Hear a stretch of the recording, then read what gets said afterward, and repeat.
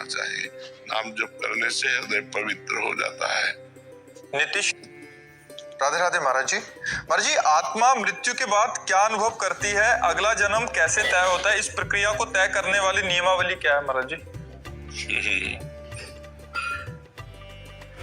वैसे जो आत्मा है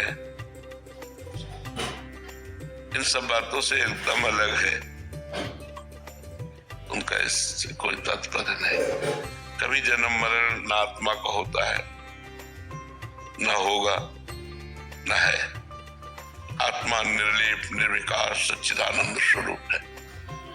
ये सूक्ष्म शरीर को होता है, जो मन है, जो बुद्धि है, जो चित्त है, अहंकार है, अंतःकरण, चतुष्टय, 5 ज्ञानेंद्रियां, 5 कर्मेंद्रियां, ये जो सूक्ष्म शरीर है इसी का जन्म मरण होता है।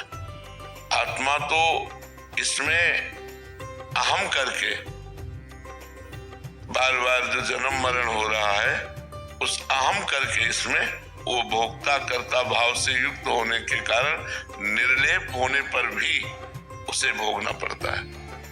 निर्लेप होने पर, निर्विकार होने पर भी उसे भोगना पड़ता है, अंतःकरण पर ममत्व होने के कारण, अहम होने के कारण। पर जन्म मरण जो होता है उस समय, जन्म मरण का मतलब यही समझो जैसे सो गए, गाढ़ निद्रा, यह मृत्यु, और जगे यह जन्म। ऐसे जन्म मृत्यु होती रहती। गाढ़ मूर्छा मृत्यु, फिर अगले योनि में पहुंचा, फिर चेतना जागृत हुई, फिर उसमें खेलने कूदने लगा, फिर वैसे सब, फिर गाढ़ मूर्छा, ऐसे बहुत जन्म हो गए। अब हम अपने को सुधार ले।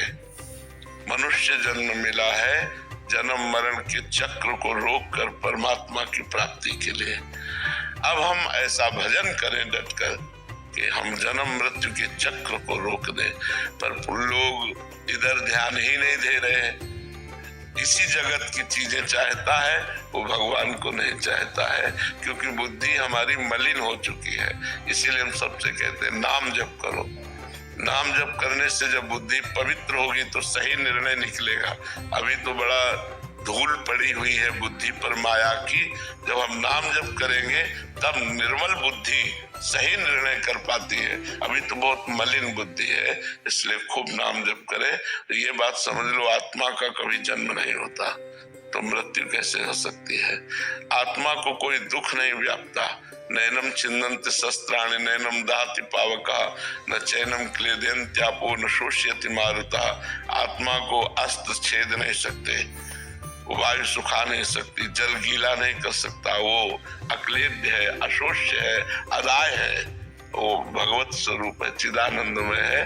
पर ऐसा चिदानंदमय होने पर भी वो अंतःकरण में ममत्व रखने के कारण, कर्ता और भोक्ता भाव रखने के कारण वो ना जन्मने पर भी जन्मता है, ना मरने पर भी मरता है। यही भगवान की माया है। आशा जी, हरियाणा से। राधे राधे महाराज जी। महाराज जी, यदि किसी मनुष्य में कोई गुण भक्ति भाव ना हो और जो सदा ही पाप कर्मों में लिप्त हो, तो प्रभु क्या ऐसे मनुष्य को भी भगवत प्राप्ति या संत गुरु रूप में प्राप्त होकर उसे दीक्षा प्रदान कर सकते हैं? सदगुरुदेव की प्राप्ति के लिए क्या प्रयास कर सकता है ऐसा जी? भगवान से प्रार्थना करे और किसी सच्चे संत का संग मिल जाए तो घोर पापी भी महात्मा बन सकता है। भगवान स्वयं कह रहे हैं, अपिचेत सुदुराचारो भजते माम अनन्य भाग साधुरेव समन्तव्या सम्यक व्यवसिता हिस्सा। घोर दुराचारी हो, सांगोपांग पाप करने वाला हो, अपिचेत सुदुराचारो मतलब खूब सुंदर ढंग से पाप करने वाला। एक होता है कि पाप कर लिया, नहीं, खूब रचपच करके पाप करने वाला हो, घोर पापी, महापापी। अगर वो भी साधु संग से या किसी घटना से प्रेरित होकर के भगवान की शरण में आ जाए तो भगवान कहते हैं मैं उसे साधु बना दूंगा। भगवान कहते हैं अपिचेत सुदुराचारो भजते माम अनन्य भाग साधुरेव समन्तव्या सम्यक व्यवसिता ऐसा। सबको उसे साधु ही मानना चाहिए, क्योंकि वो कल पापी था, आज मेरी शरण में आ गया। अब मैं करो सत्य ते साधु समाना क्षिप्रम भवति धर्मात्मा। वो बहुत जल्दी धर्मात्मा महात्मा बन जाएगा। तो अवश्य अवश्य घोर पापी भी भगवान की शरण में जाए और खूब डट के भजन शुरू कर दे तो महात्मा बन जाएगा। भगवान उसे महात्मा बना देते हैं। अंधेरो भरोसो दृढ़ इन चरणन केरो। यह कलिकाल ऐसा मलिन है कि बोले इसमें और दूजा कोई साधन नहीं है जिससे हम मुक्त हो सके, माया से मुक्त हो सके। और सूरदास जी कहते हैं, सूर कहा द्विविध आंधरो बिना मोल को छी।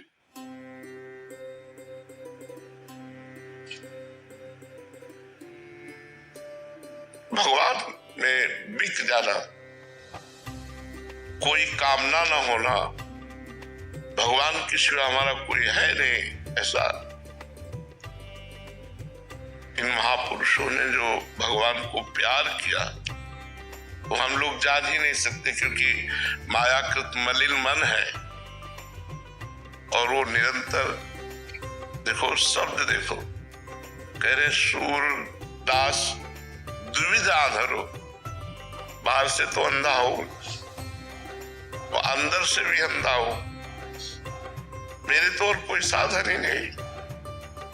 जिसका भाव बड़ा गंभीर भाव है, सूरदास द्विविध आंधरो, बाहर से आंखें तो पहले से जन्म से ही अंधा हो, वो अंदर ज्ञान की आंखें भी नहीं है, दोनों तरह से अंधा हूं मैं, तो बिना मोल का बिका हुआ आपका दास हूं। सूरदास द्विविध आंधरो बिना मोल को चेरो भरोसो दृढ़ इन चरणन। हमारे कोई और साधन नहीं, केवल आपके चरणों का भरोसा, हमारा कोई और नहीं प्रभु, केवल आपके सिवा और कोई नहीं। जब ये भाव होता है तो दृढ़ भरोसा भगवान, बस यही साधना का फल है। भगवान में दृढ़ भरोसा नहीं प्रभु, केवल आपके सिवा और कोई नहीं। जब ये भाव होता है तो दृढ़ भरोसा भगवान, बस यही साधना का फल है। भगवान में दृढ़ भरोसा हो जाना। जैसे हमारे यहाँ हरिराम व्यास जी कह रहे हैं, काहू के बल भजन को काहू के आचार, व्यास भरोसे कुंवर के, श्री जी के भरोसे, व्यास भरोसे कुंवर के सोवत पांव पसार। अब हम तो लाडली के भरोसे होकर निश्चिंत हो रहे हैं। किसी को भजन का बल है, किसी को पवित्र जितेंद्रियता का, पवित्रता का बल है, हमें तो श्री लाडली जी के गोरे चरणारविंद का बल है। ये भक्ति की चरम अवस्था है। जब भगवान के सिवा कोई अपना नहीं होता तो वो जो आनंद होता है उसका वर्णन वाणी के द्वारा नहीं होता। भरोसो दृढ़ चरणन के, जैसे गोस्वामी तुलसीदास जी कह रहे, एक भरोसो एक बल, एक आस विश्वास, एक राम घन श्याम चातक तुलसीदास। जैसे चातक स्वाति के बूंद के सिवा और कोई जबान पर अपना पानी नहीं रख सकता, चाहे मर जाए, ऐसे ही अपने इष्ट के नाम, इष्ट के रूप, इष्ट के आश्रय में जो है उसका दृढ़ भरोसा हो जाता है। ये सिद्ध पुरुषों की बात है। भरोसा दृढ़ हो जाना मतलब सिद्ध हो गया, यही तो सब खास बात है। हमें प्रभु पर विश्वास नहीं है, प्रभु से भरोसा दृढ़ नहीं। अगर दृढ़ भरोसा हो गया तो भगवान दास बन जाते हैं। देखो ना, जितने भरोसे वाले बड़े बड़े भक्त हुए, भगवान उनकी सेवकाई में लग गए, भगवान उनके सेवक बन गए। प्रेरित जी, राधे राधे महाराज। राधे राधे महाराज जी। महाराज जी, भगवान और देवी देवताओं का अलग अलग मान्यता मानी गई है, पर बचपन से ऐसा सुनते आए हैं कि देवताओं की भक्ति से सांसारिक सुख मिल सकते हैं, पर भगवान की भक्ति से असली आनंद की प्राप्ति होती है। पर मेरा मन एक देवी देवता के भक्ति में लगा हुआ है, ऐसे में क्या मुझे वो आनंद या उस मौज की प्राप्ति? उसी में भगवान की भावना कर लीजिए, क्योंकि कोई कण ऐसा नहीं जहाँ भगवान न हो। तो क्या देवी देवता में भगवान नहीं है क्या? जब हम चराचर जगत में भगवान देख सकते हैं तो देवी देवता में भी भगवान देख सकते हैं। यदि हमारे अंदर ये भावना आ जाए कि ये देवता साक्षात भगवान है तो आनंद की प्राप्ति होने लगेगी। किसी भी देवता या किसी भी देवी में यदि हमारा भगवत भाव हो जाए, जैसे रामकृष्ण परमहंस जी ने माँ काली में ही भगवान का भाव कर लिया कि परब्रह्म परमात्मा ही माँ काली के रूप में, तो सब साक्षात्कार हो गया, सब कुछ प्राप्त हो गया। ऐसे ही यदि हम किसी भी देवता में भगवान का भाव कर लेते हैं तो भगवान ही तो देवता बने हुए हैं। मूल में तो सबके भगवान ही विराजमान है, इसलिए वो भगवान, पर हमारी श्रद्धा भगवान में होनी चाहिए। जैसे हम सूर्य भगवान, चंद्र भगवान, इंद्र भगवान, हम भगवान में लाए कि ये स्वयं भगवान इंद्र बने हुए, स्वयं भगवान चंद्र बने हुए, स्वयं भगवान सूर्य बने हुए, स्वयं भगवान ही गणपति बने हुए, स्वयं भगवान ही समस्त देवी देवताओं के रूप में। ऐसी हम भावना करें तो भगवत प्राप्ति हो जाएगी। कि हमारे इसमें जैसे नाकोड़ा, भैरव, माणिभद्र, वीर ऐसे देवी देवताओं को हम पूजते हैं और तीर्थंकर उसे बताते हैं कि उनको पूजने से ही मोक्ष होता है। भगवान की भावना के बिना, तो फिर अगर देवी देवताओं को भगवान की भावना के बिना पूजोगे तो मोक्ष नहीं प्रदान कर सकते। मोक्ष प्रदान करने का अधिकार या परमानंद प्रदान करने का अधिकार सिर्फ भगवान श्री हरि और भगवान शंकर को है, दूसरे को नहीं है। श्री हरि और भगवान शंकर ही मोक्ष और परमानंद प्रदान कर सकते हैं, और समस्त जितने भी देवता आदि हैं ये एक सीमा तक आपको सुख दे सकते हैं, लौकिक, परमानंद नहीं। अगर उन्हीं में हम भगवान की भावना कर लें तो वो आपकी वृत्ति भगवान तक पहुंचा देंगे, जिससे परमानंद की प्राप्ति हो जाएगी। भगवान की प्राप्ति तो देखो एक भूत से हो गई तुलसीदास जी को।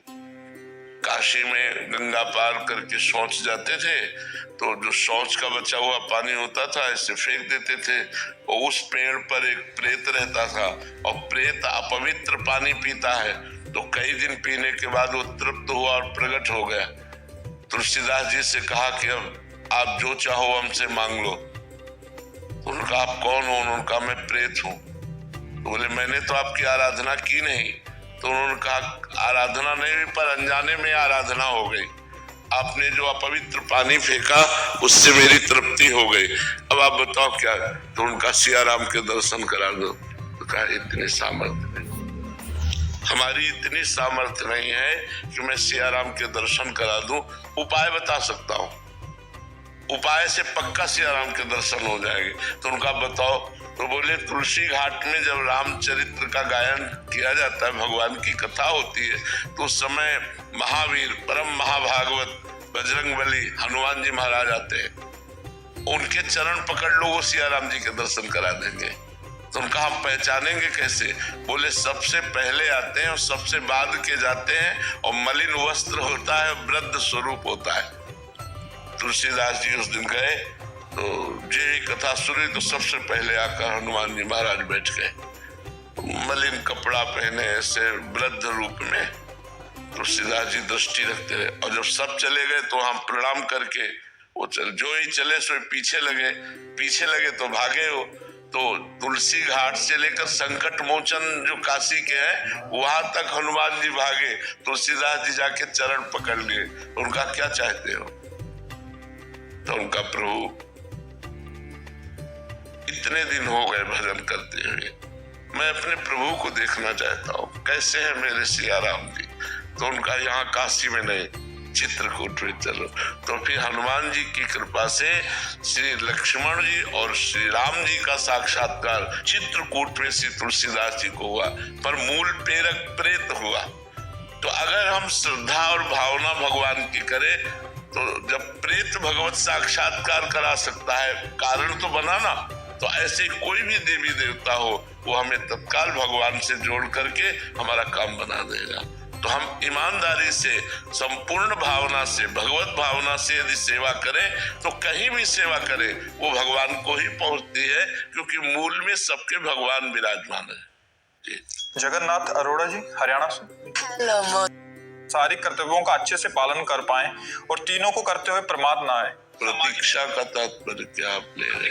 गुरुदेव, जब परमार्थ की ओर लगते हैं तो लगता है कि महाराज जी, आप कह रहे हैं कि जब परमार्थ की ओर देखते हैं तो फिर ऐसा लगता है कि अभी व्यवहारिक कार्य कुछ देर प्रतीक्षा कर लेते हैं ताकि फिर एकदम परमार्थ में हो, तो इसका संतुलन कैसे बनाया जा सकता है महाराज? नहीं, पूरे जीवन मन इसी तरह अटकाए रहता है कि ये काम हो जाए फिर हम भजन कर लेंगे, ये हो जाए फिर हम भजन कर लेंगे।